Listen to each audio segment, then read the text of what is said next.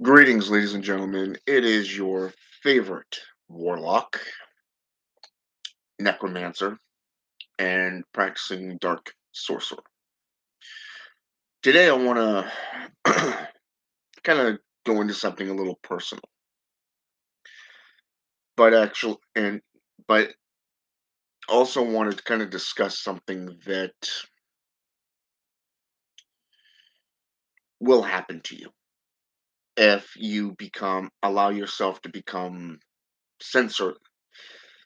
How should I say this?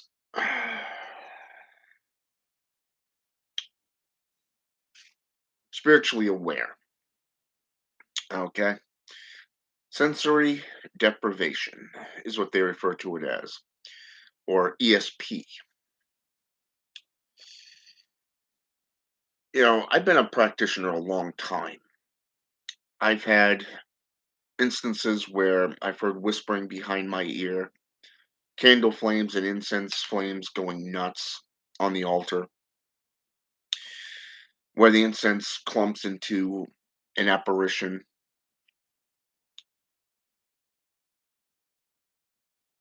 But lately, since I've been a practicing necromancer, I haven't really had what you would call a very potent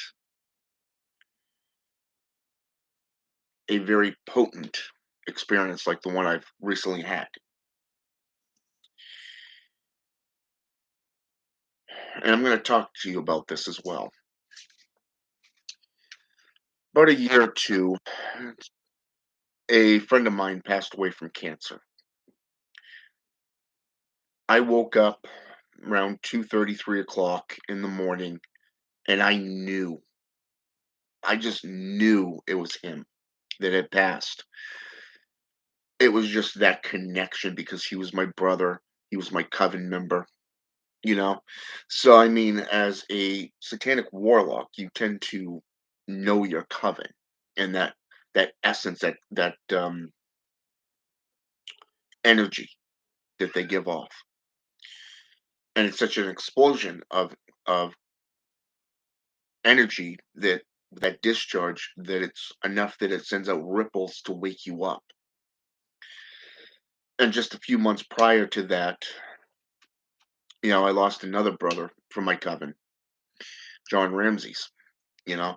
So in 1 year I lost an elder known as John Ramses and my brother John, and two Johns in 1 year within 6 months apart. Figure that one out. Wow. But anyways, I haven't really lost any friends since that time.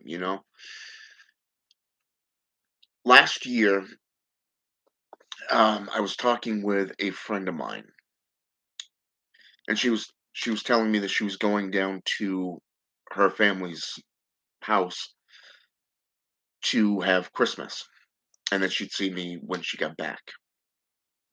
You know, I've known this woman and our mutual friend for roughly about 10 years since I moved to Maine and moved into this apartment complex. So, anyways, just about a week and a half ago, I went out. I was running late for a meeting, and she was sitting literally on the bench right outside the door, underneath, I guess you call it a lean-to. Not really sure what the technical term is when you get a connector, that goes between two buildings. But anyways, she had her leg up, like she normally does, up on the bench. She had her purse sitting there. She had her lunch pail. It's like a lunch bag, one of those folder, those freezer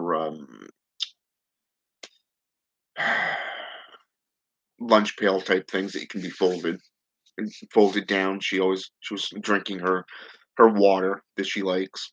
That sparkling water or whatever the hell you call it. It's like a one of those spritzer type drinks. And her music was playing. and she was sitting there reading like she normally does.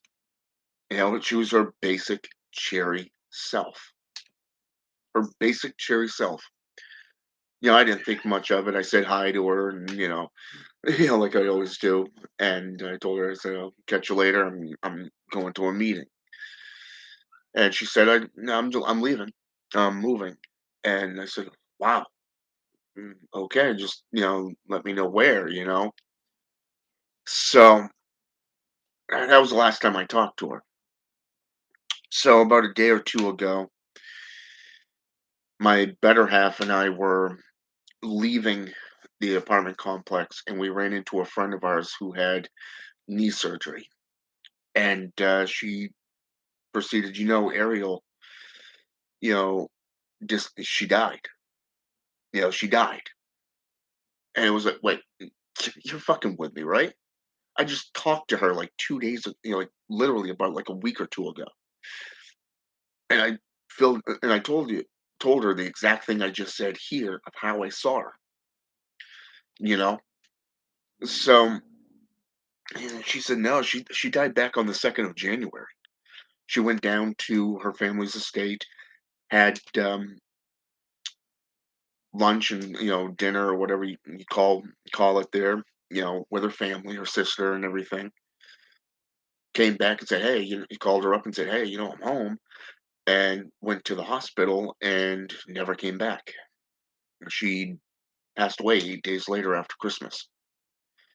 So in the last couple of years, there's been three very potent spiritual instances that have occurred in my personal life. So and they've all appeared in different circumstances.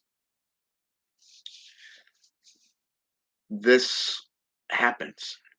It sometimes will drive you nuts because I don't know if it's because I became a necromancer and a practicing full-time necromancer about 3 4 years ago, when I finally made up my mind that this is the path that I wanted to pursue. Leaving Satanism kind of in the back burner, so to speak, for a while, and that will always be a part of my practice. The traditional and theistic Satanism, but I'm more of a necromancer these days. So I don't know if it has something to do with that, or the fact that I've been spending so much time meditating to the death essence. It's known as Da'ath, DA''ATH, in Hermeatics and Kabbalah.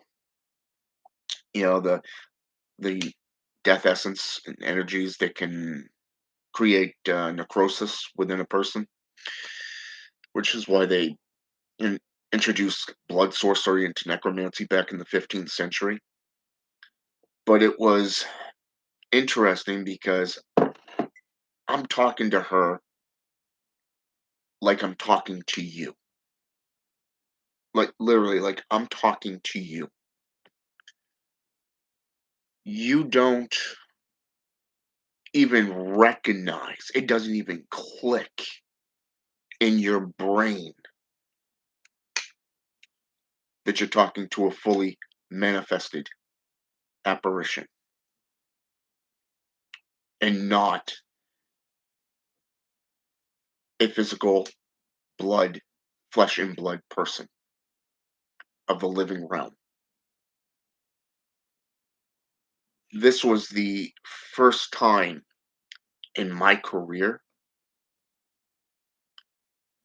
that a disincarnated spirit showed itself to me in this manner. It's mind blowing, to say the least. Like I said, I've had conversations with demonic entities. I've heard whispers behind my ear. I've seen temperature fluctuations in the ritual room. Hell, even in the workplace where I work or have worked. I've had all these supernatural occurrences happen where I work, and my coworkers will tell you they've seen grasshoppers on the windows.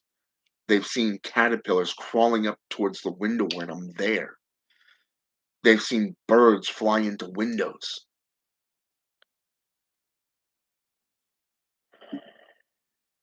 I paid tribute to the fallen, to those who are no longer with us. But these last few times, it's been different.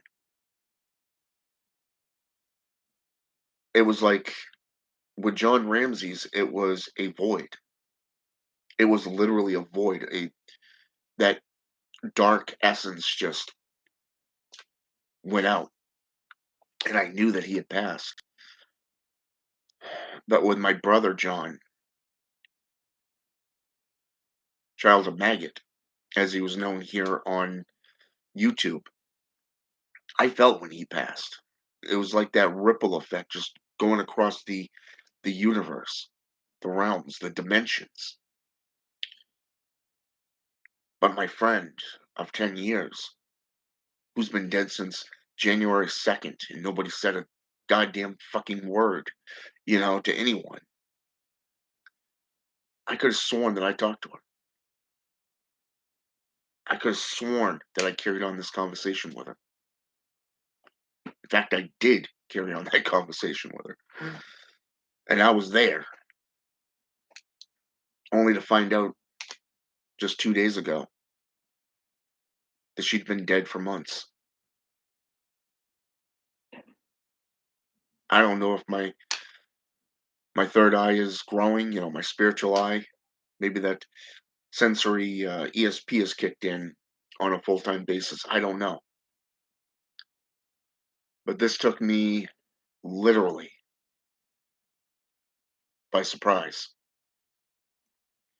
It took me like all I can say is it's like that shock and awe, that shock and awe effect, as they say down in the southern states. It just it's mind blowing. It's like, God damn, I just talked to her, and you must be pulling my leg, you know? So I don't know. I don't know if something just clicked or what, but it was a fully manifested apparition to where I carried on a conversation with her.